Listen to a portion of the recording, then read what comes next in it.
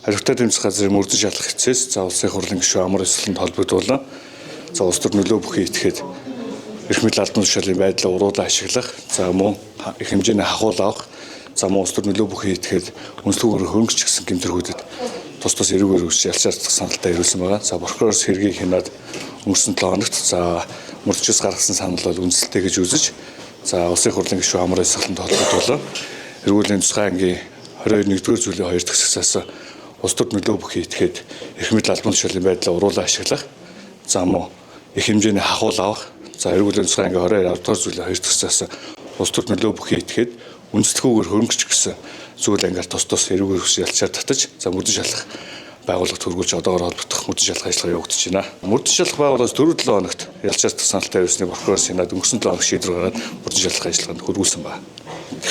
Хуулийн хүрээнд прокурорын байгууллагаас одоо хэд хоног шалгана гэсэн тийм зүйл байна. За мэдээж тодорхой мөрдөн шалгах ажиллагаа бол хуулийн хугацаатай.